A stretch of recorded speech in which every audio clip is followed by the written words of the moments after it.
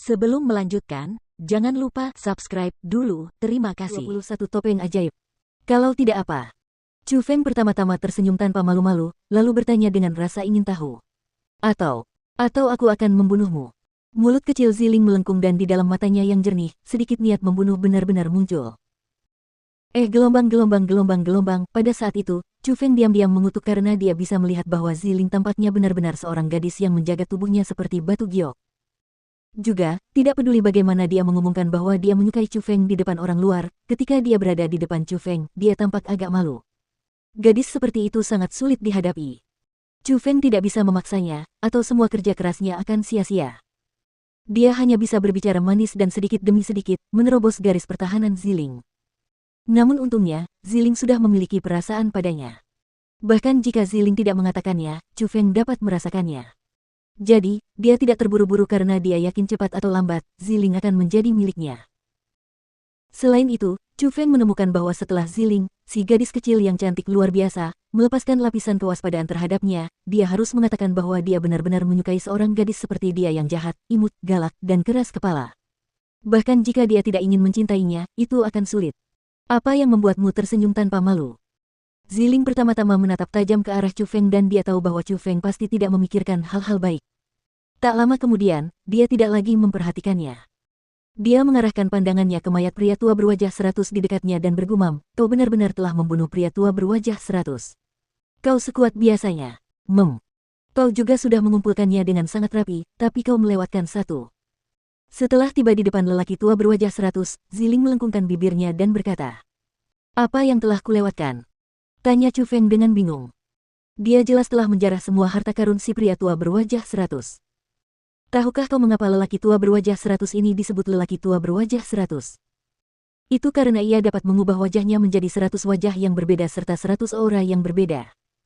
Itulah yang menyebabkan orang-orang tidak dapat menangkapnya dan menjadi lengah olehnya. Alasan mengapa dia bisa melakukan semua ini bukan karena dia mengandalkan teknik misterius tertentu. Dia mengandalkan ini.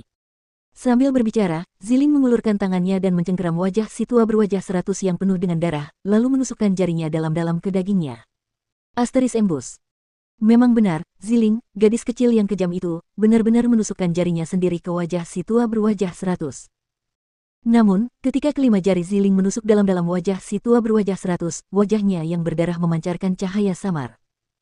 Tak lama kemudian, tangan Ziling tiba-tiba ditarik kembali dan topeng setengah transparan muncul di telapak tangan Ziling, dan pada saat itu, wajah si tua berwajah 100 berubah menjadi wajah lain. Meskipun masih berdarah, memang ada perubahan. Ini adalah harta karun paling berharga dari si tua berwajah 100.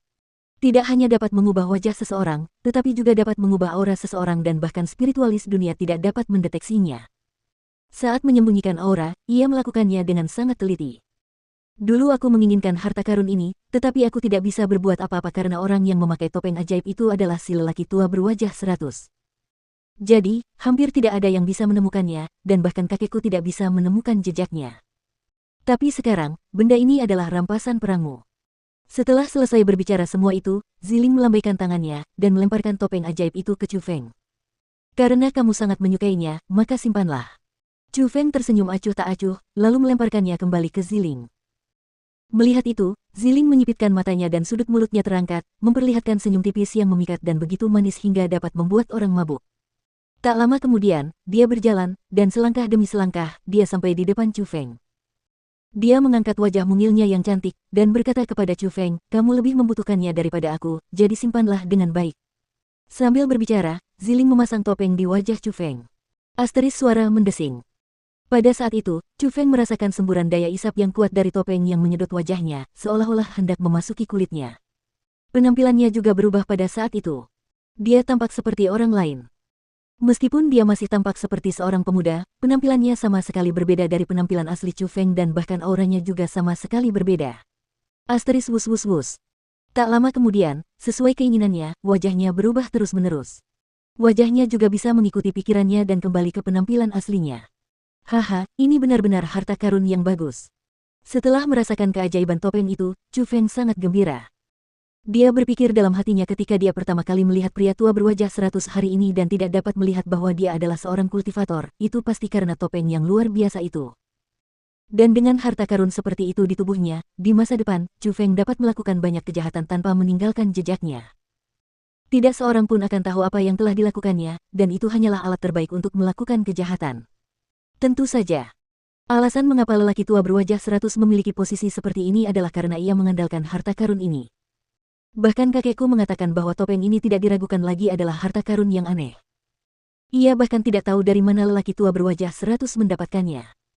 Ziling bertanya dengan rasa ingin tahu, tetapi segera setelah itu, bertanya kepada Chu Feng, apakah kau punya rencana? Benar, aku sedang bersiap untuk pergi mengunjungi sekolah Dewa Api. Kata Chu Feng. Kau ingin pergi ke sekolah Dewa Api? Setelah mendengar kata-kata itu, wajah mungil Ziling sedikit berubah, tetapi tidak terlalu terkejut.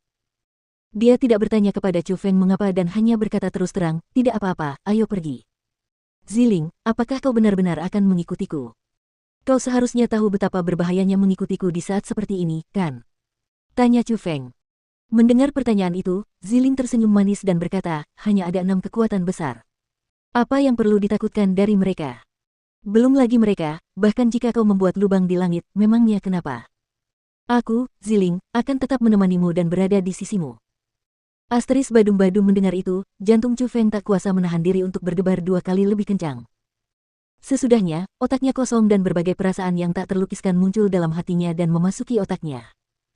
Meskipun dia sudah mendengar tentang tekad Ziling untuk mengikutinya, bagaimanapun juga, dia hanya mendengarnya di jalan. Chu Feng tidak dapat memastikan apakah itu benar atau salah, jadi dia tidak sepenuhnya mempercayainya. Hari ini, ketika dia secara pribadi mendengar Ziling mengucapkan kata-kata itu di depannya, Chu Feng memang tersentuh dan perasaan baiknya terhadap gadis cantik di depannya tidak dapat tidak bertambah banyak. Baiklah, jangan melamun lagi. Karena perjalanan sudah diputuskan, ayo cepat berangkat. Kata Ziling. Baiklah. Istriku, ayo naga. Chu Feng tersenyum bangga, lalu naga biru di bawahnya muncul. Dia bahkan tidak bisa menahan diri untuk menepuk tempat Ziling duduk sebelumnya, menyuruhnya untuk segera duduk. Namun, saat menghadapi panggilan Chu Feng, Ziling melotot tajam ke arahnya, tetapi dia tidak mengatakan apa-apa. Sebaliknya, dia mengerutkan bibirnya dan berkata, keterampilan bela diri tubuhmu memang tidak buruk, tetapi bagaimanapun juga, itu adalah keterampilan bela diri. Karena kita ingin bergegas, lebih baik duduk di milikku. Sambil berbicara, Ziling membalikkan tangan kanannya, dan sebuah kereta perang yang indah muncul di telapak tangannya. Kereta perang itu hanya sebesar telapak tangan. Warnanya hijau giok, seolah terbuat dari giok, tetapi sangat indah. Ada total 10 roda, dan ada 2 tanduk di bagian depan kereta. Tanduk-tanduk itu tampak seperti tanduk domba, tetapi juga seperti tanduk sapi, tetapi juga seperti tanduk naga. Keduanya indah, dan juga mendominasi. Di bagian atas kereta, terukir sebuah gambar. Itu adalah binatang yang tak terlukiskan. Itu tampak seperti binatang buas, tetapi juga seperti sebuah simbol. Namun, yang paling penting adalah kereta perang itu secara tak terduga memberi Chu Feng perasaan yang tidak dapat dihancurkan dan tak terkalahkan. Kereta perang itu juga mengandung kekuatan yang unik.